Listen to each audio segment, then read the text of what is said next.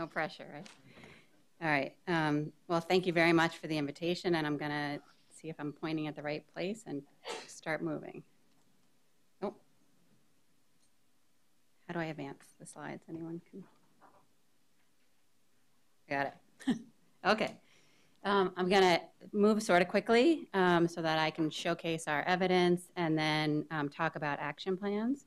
But I want to first start with the science of early childhood. And so very clearly, I mean, this is our elevator pictures. I don't have an elevator speech, but I have lots of nice pictures.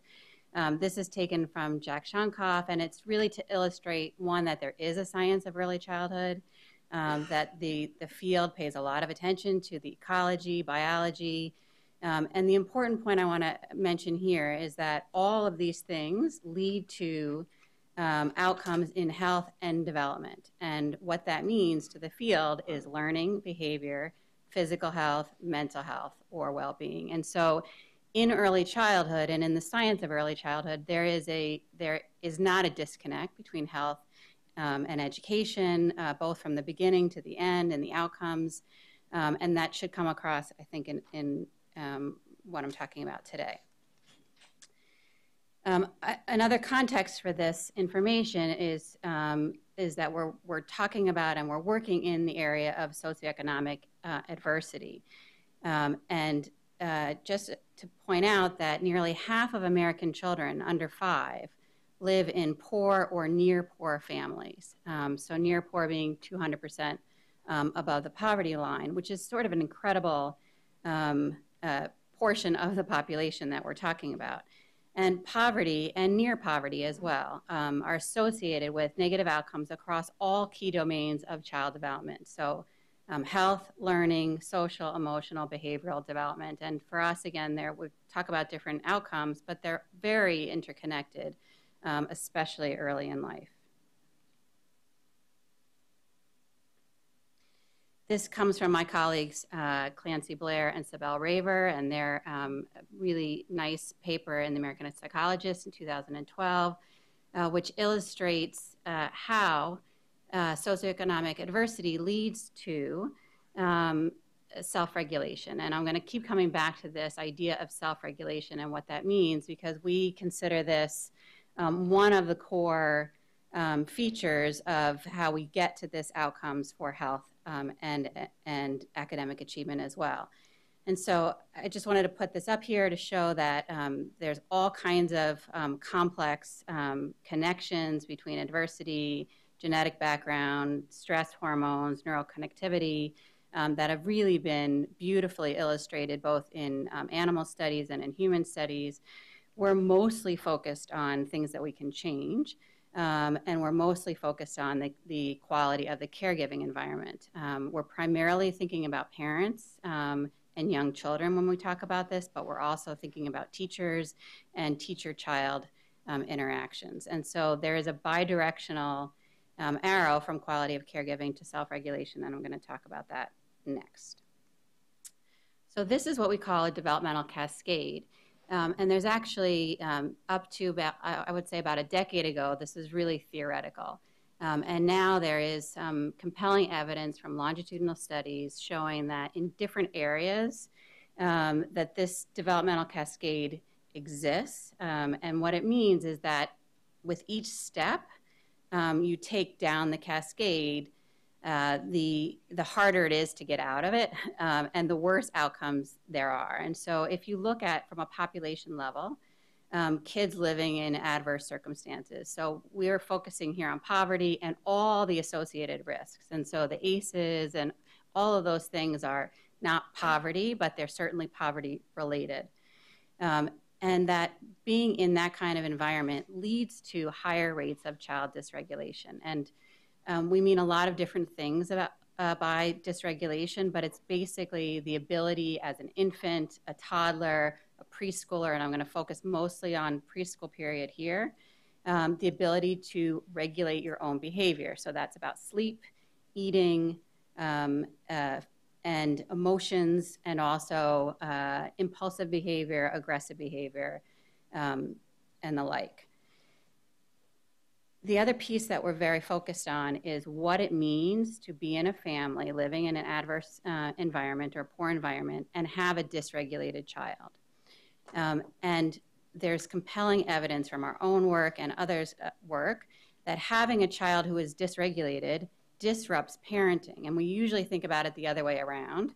But as a parent of a dysregulated child, I can tell you that it's quite a challenge not to be knocked off of the positive parenting framework when you have a child who is not regulated, not sleeping, not in your face, impulsive, emotionally dysregulated. Not that my child is all those things, but he did say to mention him in the talk, so there you go, Henry. And we think about three, he'll appreciate the laugh as well. We think about three domains of parenting. We talk about them as nurturing relationships or positive behavior support, effective behavior management, and involvement in early learning. And what we don't mean there is involvement, although you'll see it on some other slides, in education. So this is a new way of thinking about involvement in learning, and that really means not just going to school, talking to the teacher, showing up for parent-teacher conference, but it means engaging in early learning activities at home with your child in the community. And then those things, and the further you get down this road, then living in an adverse environment, child dysregulation, having the disruptive parenting across those domains leads very clearly to disrupted early child development. So before a child enters the kindergarten classroom, they've already gone through this cascade and have significant problems with self-regulation and early learning. And that then leads to lifelong problems with health and productivity.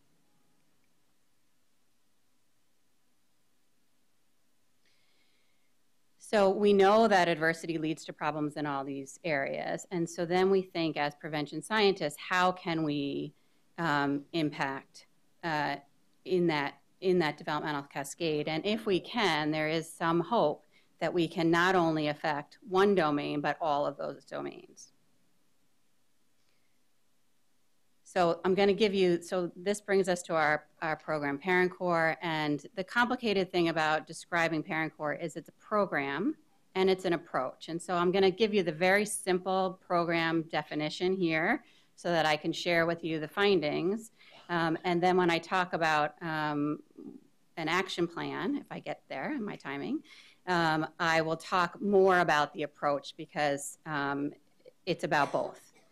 And so the simple explanation of what this is a program for families. So it's in the studies that we've done so far, it's a 13-week intervention after school for parents and preschoolers and their older siblings because it's in the early evening hours after school.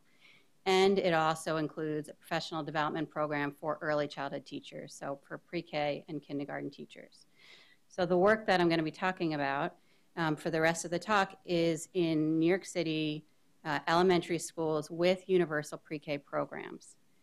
And so the intervention is done with the entire community, the entire school community. It's offered to all the parents of pre-K children in that school. And then the professional development is with the pre-K and kindergarten teachers.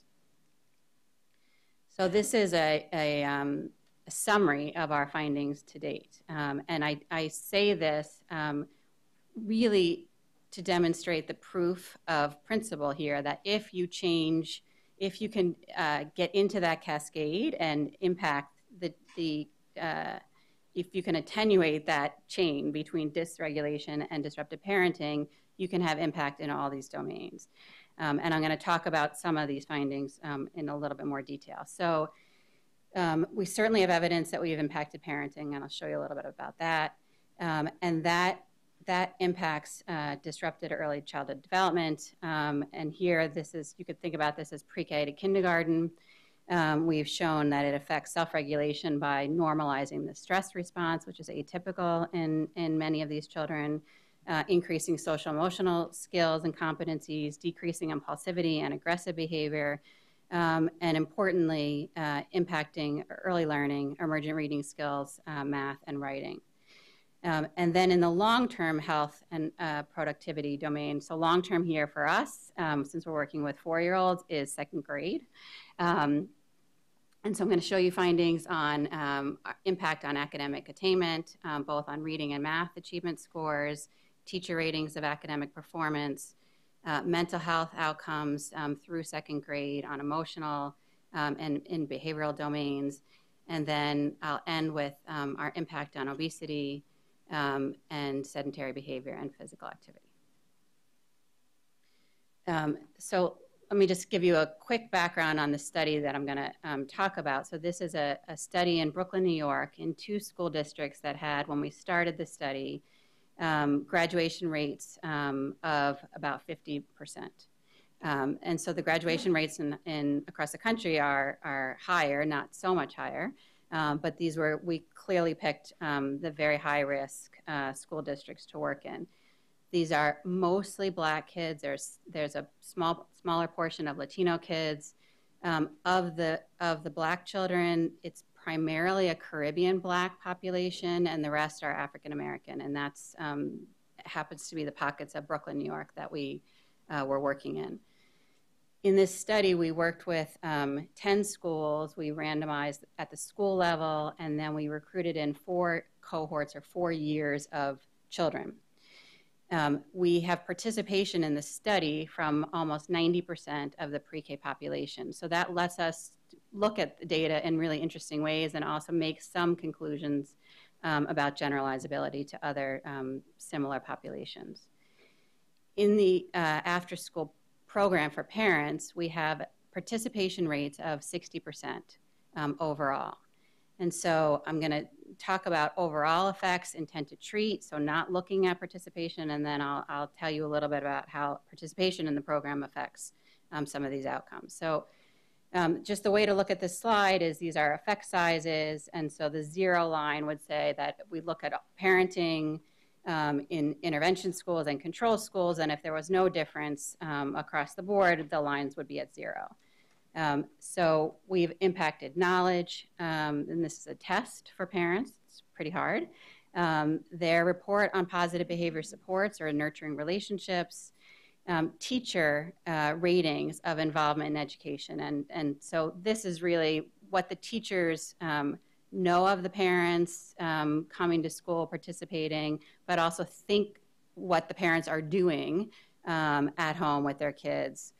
And so those 3 orange bars are all highly significant.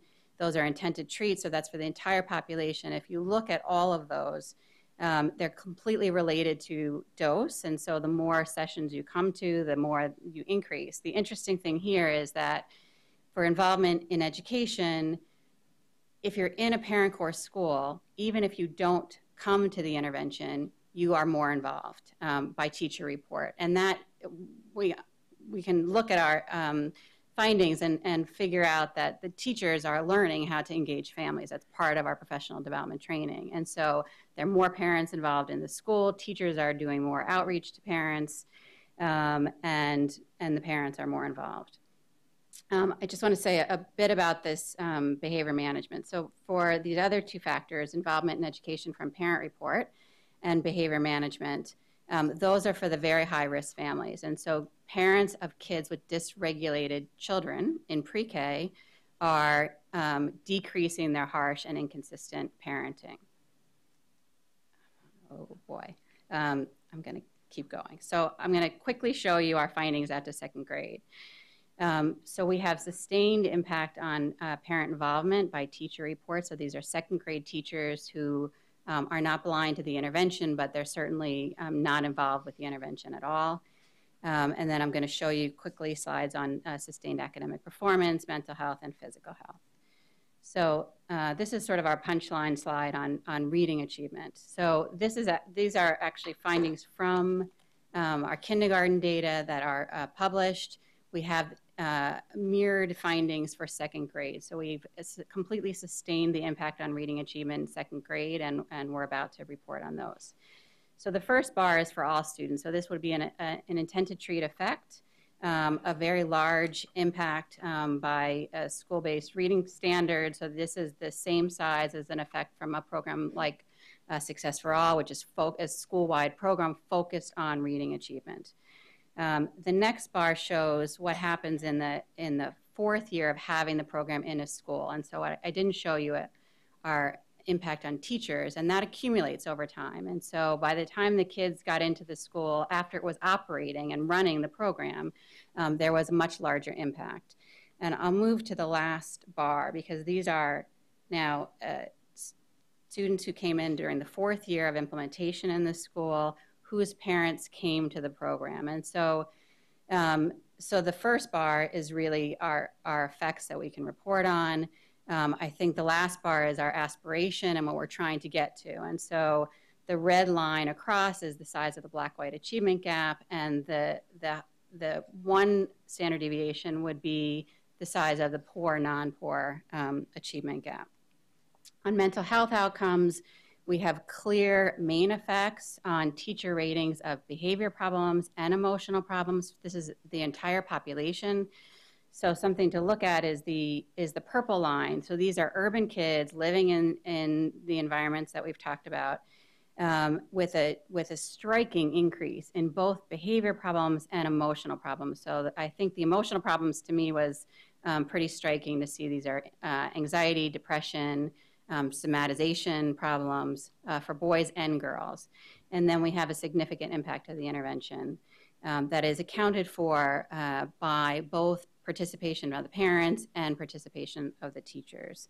And then finally, and I guess I'll end on this one, is our impact on obesity. And so on the left is the rate of obesity, BMI over the 95th, at or over the 95th percentile at age 8. So these are second graders. And this is not our data. This is a New York City report, which also is quite striking. 25% of the kids in public schools of Black and Latino kids, which is the majority of the population, 25% obese. In our own sample, which is more Black than Latino, we have rates of 23% by second grade in the control schools. If we take our control schools and divide them by kids with self-regulation, adequate self-regulation, we say here high, but we really mean adequate self-regulation, at age 4, the rates of obesity for them are 19%. If we look at the kids with problems with self-regulation at age 4, the rates of obesity is 54% obese. And then those in the intervention that were dysregulated at age 4, intent to treat, 24%.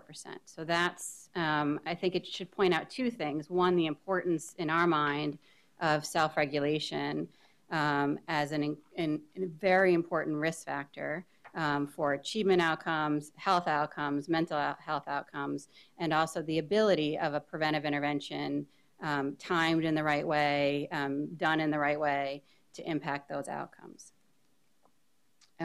I guess I'll just end here to say that we are now thinking about this as a population level approach to buffer the adverse effects of poverty on early childhood health and development by engaging and supporting both parents and teachers of young children.